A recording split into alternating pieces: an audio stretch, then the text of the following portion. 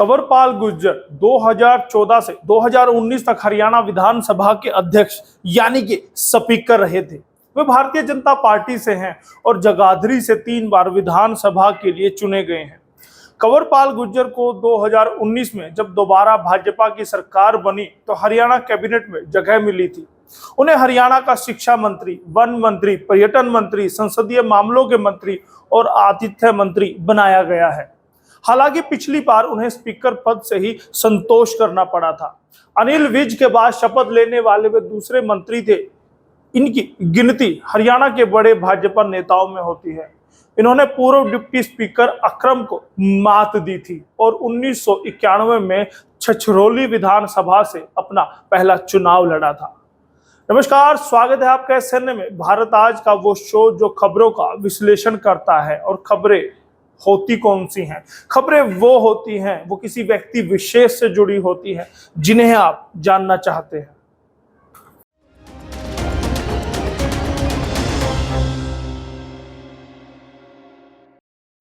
कंवरपाल गुर्जर का जन्म 8 मई 1960 को बहादुरपुर में चंदन सिंह और जगवती देवी के घर हुआ था।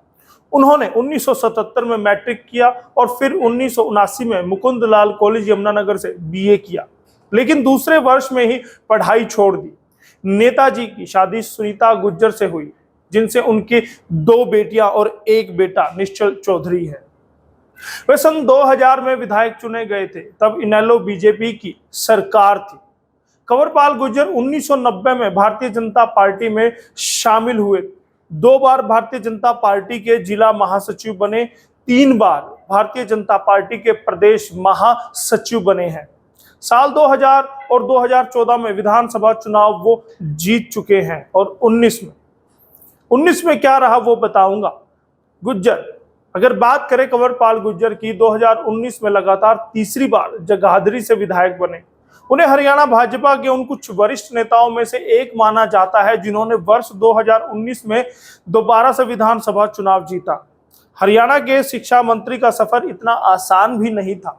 इस मुकाम तक पहुंचने के लिए उन्होंने बड़ी मेहनत की है, बहुत संघर्ष किया है, तब जाकर वो इस मुकाम पर पहुंचे हैं। कॉलेज टाइम में खेल के साथ साथ राजनीति के प्रति उनका प्रेम शुरू हो गया था, यानी कि उनको वहीं से राजनीति का चस्का लग गया था। कॉलेज में गुर्जर की रुचि राजनीति में थी, इसलिए वह छात्र नेता बन गए। महाराजा कॉलेज जगाधरी में छात्र संघ का चुनाव उन्होंने लड़ा। बाद में उन्हें छात्र संघ का अध्यक्ष चुन लिया गया। 1990 में RSS की तेज तर्रार नेता साध्वी रितंभरा से प्रेरित होकर कंवरपाल ने RSS ज्वाइन कर ली थी। इस तरह वह धीरे धीरे RSS से भाजपा में भी आ गए और 1991 में बीजेपी से पहली बार चुनाव लड़ा, लेकिन अफसोस 4000 वोटों से वो हार गए। 1992 में उन्होंने एक बार फिर से चुनाव में किस्मत आजमाई, लेकिन किस्मत ने उनका साथ नहीं दिया। इस बार भी वह 520 मतों से हार गए, जिसकी टीस शायद उन्हें ताउम्र याद रही। लेकिन फिर भी उन्होंने हिम्मत नहीं हारी। फिर वे 2000 में प्रदेश की भाजपा इनेलो सरकार में विधायक बनकर सामने आए। उसके बाद 2009 में फिर से चुनावों के माध्यम से उन्हें हार का सामना करना पड़ा, यानी सरल सी भाषा में कहें तो 2009 के विधानसभा चुनाव में वो फिर से हारे। फिर 2014 का वक्त आया, उन्होंने तब 40,000 मतों से चुनाव जीतकर वापसी की, यानी कि दमदार वापसी की, और विधानसभा स्पीकर बनने का सौभाग्य उनको मिला। हरियाणा के शिक्षा मंत्री की उपलब्धियां भी जान लेते हैं। कंवरपाल गुर्जर शिक्षा मंत्री, वन मंत्री, पर्यटन, संसदीय मामलों के और आतिथ्य मंत्री हैं। वे कहते हैं कि उनकी सरकार जनता को समर्पित सरकार है। हरियाणा में छात्रों को गुणवत्तापूर्ण शिक्षा प्रदान करने के लिए प्रयासरत है। उनका सरकारी स्कूलों को अविश्वसनीय रूप से सशक्त बनाना उनका मूल उद्देश्य है, जिसकी अक्सर वो मीडिया से भी बातें करते रहते हैं। इसके अलावा उन्होंने हरियाणा पर्यटन के मामले में विकसित करने का भी संकल्प ले रखा है। नई वो तैयारियां, नई चीजें वो पर्यटन में आजमाते रहते हैं, करते रहते हैं। जब विपक्ष ने नोटबंदी में पुरानी करेंसी बांटने का उन पर लगाया था आरोप, जी हाँ, बात 2017 नोटबंदी की है, जब हरियाणा विधानसभा के स्पीकर रहते हुए कंवरपाल सिंह गुर्जर के खिलाफ राज्य के पूर्व गृह मंत्री संपत सिंह ने शिकायत दर्ज कराई थी। शिकायत में संपत सिंह ने कहा कि पीएम नरेंद्र मोदी द्वारा नोटबंदी की घोषणा के बावजूद विधानसभा स्पीकर हरियाणा ने कर्मचारियों के बीच, यानी कि विधानसभा के कर्मचारियों के बीच 500 के 1000 के पुराने नोट बांटने के आदेश दिए।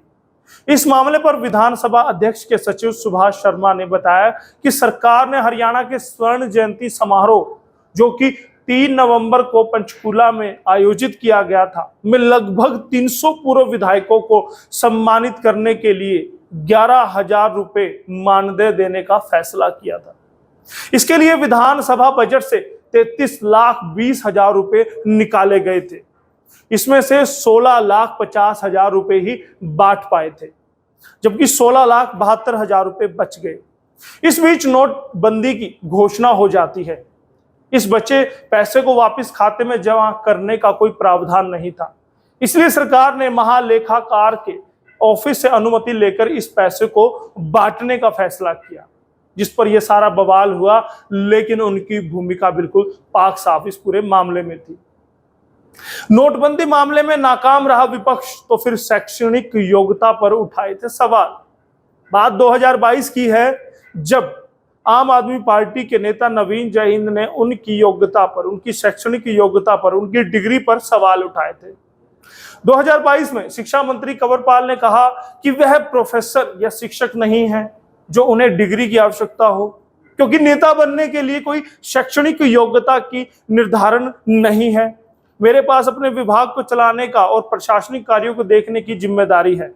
उन पर यह आरोप आम आदमी पार्टी ने, जैसे मैंने बताया, आम आदमी पार्टी के नवीन जयहिंद ने लगाया था, जिस पर उन्होंने करारा जवाब मंत्री ने नवीन जयहिंद को दे दिया था। जब मदरसों में राष्ट्रीय गान अनिवार्य करने पर दिया था बयान, उत्तर प्रदेश के बाद हरियाणा और मध्य प्रदेश सरकार राज्य के मदरसों में सभी छात्रों और शिक्षकों के लिए कक्षाएं शुरू करने से पहले राष्ट्रीय गान अनिवार्य करने पर विचार कर रही थी। इस पर सहमति जताते हुए कंवरपाल गुर्जर शिक्षा मंत्री और एमपी के गृह मंत्री नरोत्तम मिश्रा ने मदरसे में राष्ट्रीय गान अनिवार्य करने के इरादे व्यक्त किए थे, जिसका राजनीतिक हलकों में विरोध हुआ था। इस पर मंत्री ने कहा था, राज्य सरकारें मदरसे से अपडेट लेंगी। अगर वे नहीं गा रहे थे तो सरकार मदरसा से राष्ट्रीय गान अनिवार्य बना देगी। हम इस मुद्दे का जायजा लेंगे, क्योंकि स्कूलों में राष्ट्रीय गान एक अच्छी परंपरा है। धुर विरोधी कांग्रेस पर भी किया था बड़ा हमला। कांग्रेस के समय जलती थी बस्तियां, ऐसा कहा था। माइनिंग माफिया द्वारा डीएसपी को कुचलने के बाद कांग्रेस के हमले का जवाब देते हुए कंवरपाल गुर्जर ने कांग्रेस के इन आरोपों को बेबुनियाद बताया था कि हरियाणा में कानून व्यवस्था ठीक नहीं है। उन्होंने कहा कि कानून व्यवस्था कांग्रेस के समय बदतर थी, तब बस्तियां की बस्तियां जला दी जाती थी। वर्तमान सरकार के कार्यकाल में इस तरह की कोई भी अप्रिय घटना नहीं हुई है। अभय सिंह चौटाला की यात्रा पर भी किया था कटाक्ष। बात 2024 के लोकसभा और हरियाणा के विधानसभा चुनाव की तैयारियों को लेकर जब एक बात उनसे की गई, मीडिया ने जब उनसे सवाल किया, तो उन्होंने कहा था कि सभी राजनीतिक दल विभिन्न तरीके से व्यवस्था परिवर्तन के नारे के साथ यात्राएं निकाल रहे हैं। कांग्रेसी नेता राहुल गांधी भी भारत जोड़ो यात्रा कर रहे हैं। उसके बाद हरियाणा के महम से विधायक बलराज कुंडू ने यात्रा की, और अब इनेलो नेता अभय चौटाला परिवर्तन यात्रा निकाल रहे हैं। कांग्रेस हाथ से हाथ जोड़ो अभियान चला रही है। वहीं अभय चौटाला की इस यात्रा को लेकर भी मंत्री जी ने शुभकामनाएं दी थी। उन्होंने कहा था कि नेता को जनता के बीच में ही रहना चाहिए, तभी वह उसकी समस्याओं को समझ सकता है, तभी उनका निदान कर सकता है। साथ ही उन्होंने विधानसभा में उनके व्यवहार पर भी कहा था, वैसे तो अभय चौटाला पूरी तैयारी करके आते हैं, लेकिन कभी कभी गुस्से में अच्छी बात भी खराब हो जाती है।